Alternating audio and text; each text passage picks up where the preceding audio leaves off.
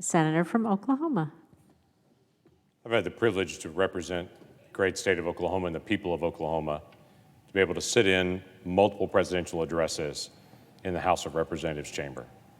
That joint address that happened last night, I didn't have the privilege to actually get a chance to sit in on, as clearly anyone who watched the speech saw there were 200 people in a room designed for 1,600 people, with the spacing and all the things that were happening there. And in some ways it seemed normal, in some ways it seemed ridiculous, with a room with 200 vaccinated people all spaced out. But that's a different story for a different moment. For that speech last night, as I listened, I thought about the other speeches that I've listened to as well. Many of these speeches are similar. The president comes and casts a vision. So these are the things that they want to be able to do. Talk through different programs, talk through different tax issues, talk through where we are as a country, cast a vision. I get all those things. Last night and every night when one of those speeches occurred, there's usually something unique or different about the speech. It's a little different direction for where they want to go.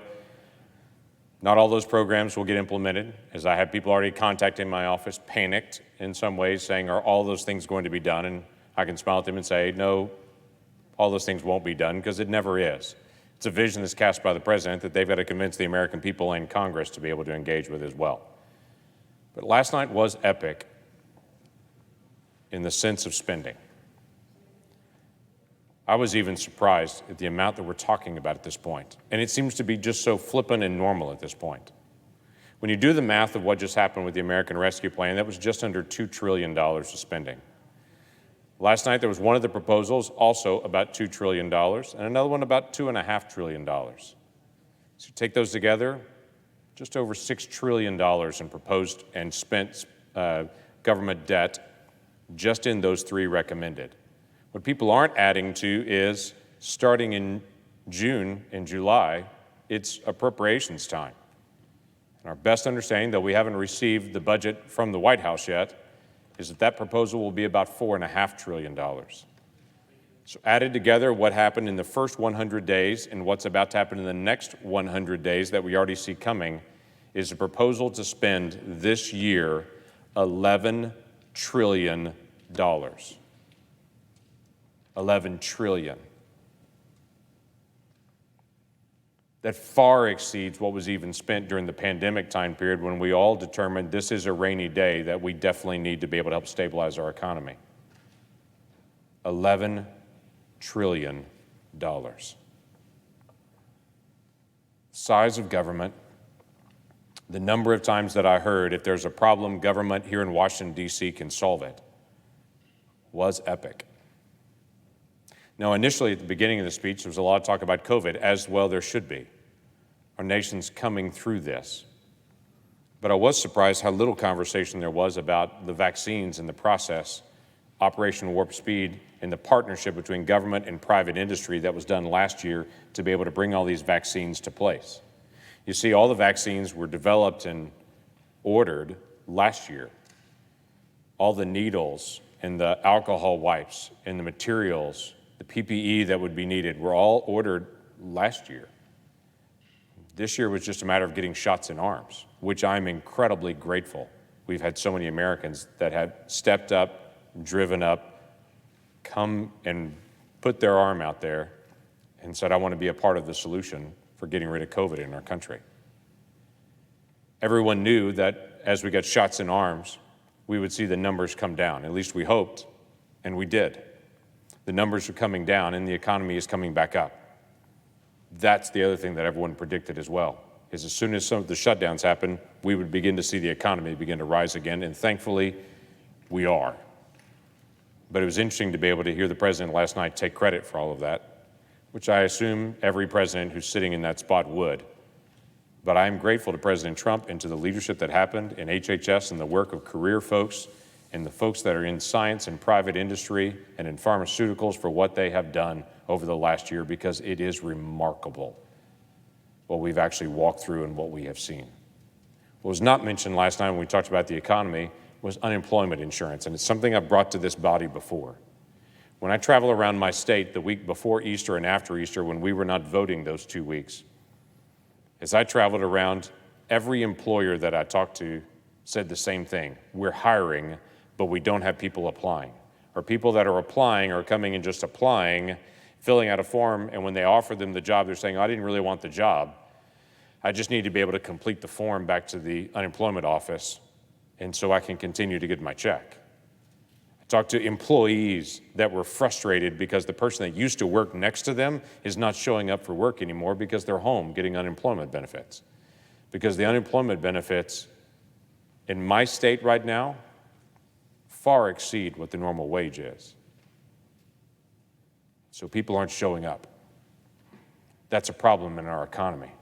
And my fear is that's a problem that's going to continue all the way until September, because the unemployment benefits that were extended all the way through the first week of September, even though we pushed back and said, this is a bad idea. The Democratic colleagues and the president said, no, let's keep moving forward. There were lots of parts of the Green New Deal that were presented last night, but they didn't use the term Green New Deal. It was just bits and pieces of the elements of the Green New Deal separated into different sets of ideas. And I understand, because the term Green New Deal has become very, very unpopular with folks as they find out what it is. But taking the pieces of the Green New Deal and just separating them into different spots and trying to pass them doesn't change anything either. I was surprised how little the president really talked about what's going on in the crisis in the border. He did mention it, and I was pleased to be able to see that, because many people in my state really see that as a very serious issue that needs to be resolved. Our open borders right now, and the literally hundreds of thousands of people that have crossed our border illegally just this calendar year, just in the last 100 days, is record levels. When I talk to the Border Patrol folks, and they talk about how in March alone, they had 172,000 encounters. It's a record number. But now in April, they are hitting or exceeding that record just in April again, as the numbers continue to skyrocket to numbers we've not seen. The number of unaccompanied minors is at a 20-year high. We've not seen these numbers in decades. It's a significant issue for us as a country, and it's one that started on January the 20th with a change in policy and in issues. We have more than 5,000 individuals that have been picked up by Border Patrol just this year that have a criminal record in the United States. We have 15,000 individuals that Border Patrol has just released into the country with no notice to appear at all. Just a statement that as they come through, the line was so long that Border Patrol leadership was telling them from Washington, D.C., that if the line gets too long, just release people into the country and tell them to check in with immigration folks, whatever part of the country they go to. Just check in. Literally, they're coming across the border, and if the line's too long, just let them go and tell them to check themselves in when they get to wherever they're going in the country. 15,000 people like that just this year. We have 150,000 people that Border Patrol has reported that they saw crossing the border, but they literally didn't have the manpower to even get to them, what they call gotaways. 150,000 this year that won't show up in anyone's numbers of people entering the country illegally. These numbers are truly epic numbers. And last night, the president's proposal was allow us to do more in Central America, and eventually this will get better.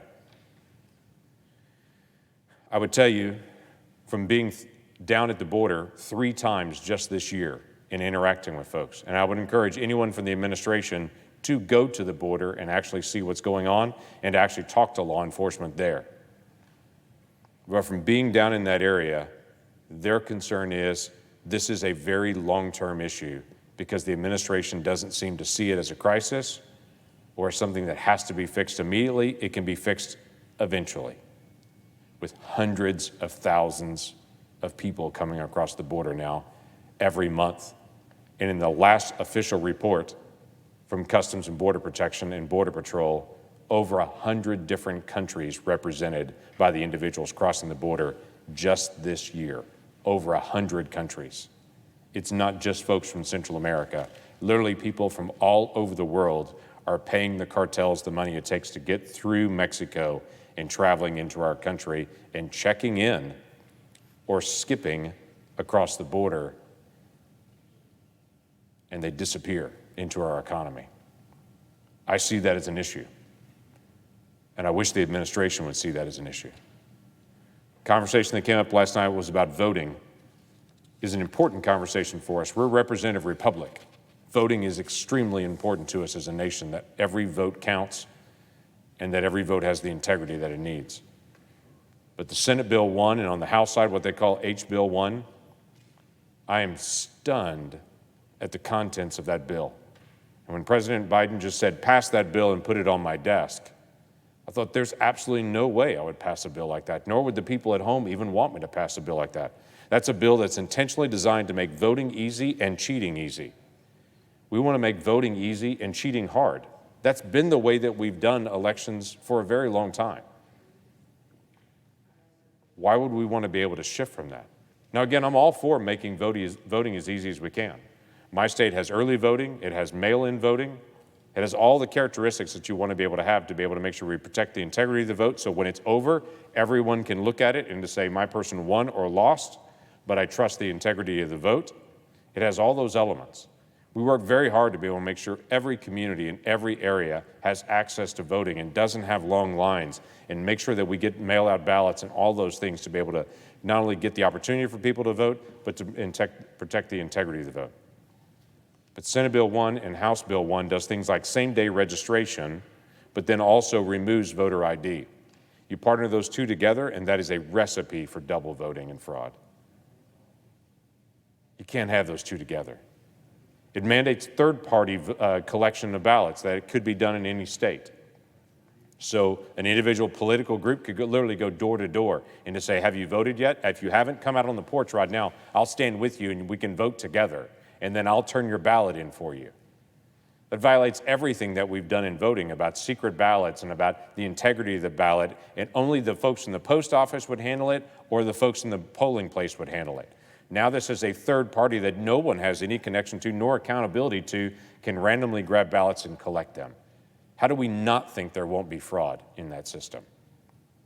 It also takes away all voter IDs in every state, including my state, where there's not even a complaint about voter IDs on either side of the aisle, because it's an incredibly fair system that doesn't require a driver's license. It can require any piece of paper or any way to be able to show that you are who you are. We have a straightforward system to be able to protect not only the integrity of the ballot, but to make sure every person is not only allowed to vote, is encouraged to vote. Why would we take that away from places where it's already working and there hasn't been a complaint just because someone in Washington, D.C. says we shouldn't do it? Centralized control of voting in Washington, D.C. seemed to be part of the theme of the night last night, whereas everything would work better if it only came to D.C. I would say I've met a lot of smart people in D.C., but I can also tell you I know a lot of smart people in Oklahoma that love their neighbors, that want to see the right thing done, that care about people in their community and in their state, and this sudden belief that if we're going to get things done right, you've got to bring it to Washington, D.C. and allow the folks in Washington, D.C. to be able to run it. I would tell you the folks in my state would shake their head and say, we're doing okay. Let us take care of our neighbors at home, and don't make us sign a paper every time we want to do something and send it off to somebody we've never met in Washington, D.C. Because growing the size of our federal government is not a goal for me. Being efficient, protecting the rights of every American, protecting our national security, those are goals. They don't require federalizing everything. I can tell you a couple of areas where last night really had some shining moments for me, though. President Biden twice in his speech literally reached out to Republicans and said, I understand Republicans have another idea on this. Let's sit down and talk. That was a good moment. Quite frankly, for the last, let's say, of a 100-day presidency so far, for 90 days of that, we've gotten the HEISMAN from the president and his team saying, we've got this, we don't need you. And then in the last really 10 days or so, the White House has started reaching out some. And then to be able to hear President Biden last night say, we understand Republicans have a different idea. Let's sit down and visit. That almost sounds like governing. That'd be a great shift for us to be able to sit down and to be able to talk these things through. Republicans aren't opposed to infrastructure. How absurd to be able to make infrastructure a partisan issue. We've always done infrastructure together. It's not that any of us are opposed to highways, and to waterways, and to clean drinking water, and to broadband. There are key aspects that are core to infrastructure. Let's continue to be able to do those. Let's just do them efficiently and wisely. That's all that we would ask. So I'm pleased the president actually reached out and said, let's start sitting down to be able to talk these things through, because that will allow us to be able to work together towards better solutions. And the second big moment for me last night was listening to my friend and colleague, Tim Scott, speak about his family, speak about a vision for the country, to be able to challenge the country and to be able to challenge this body to be able to do what he called common sense, finding common ground. It's a great idea. We have different perspectives across the aisle in this building. That doesn't mean we can't sit down as Americans and to be able to work them out. As Tim Scott reminded us, part of the story of America is a story of redemption. We can do that together.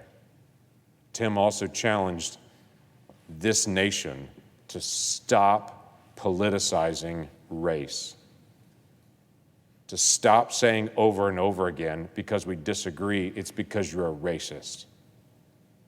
Tim spoke to the nation, said there are real issues of race out there, and you cheapen it when you politicize every issue and say it's because you're racist. Let's actually sit down and disagree on issues as Americans, and let's resolve those things together. We have common ground, and we have areas of real disagreement. I had lots of areas where I disagree with President Biden, but I'm willing to sit down and to be able to lay out a set of ideas that I think is a much better option. Let's talk it out. That's what we do. But let's resolve these issues in the days ahead. And no, you're right. I'm not going to give on the Second Amendment. I'm not going to give on issues like life and the value of every child. I'm not going to give on, I think the debt and deficit is a very important issue. I'm not going to give on encouraging the value of work for every single person and every single family. There are areas I'm not going to give on. But we should at least sit down and treat each other with dignity and respect, and let's talk it out. With that, I yield the floor.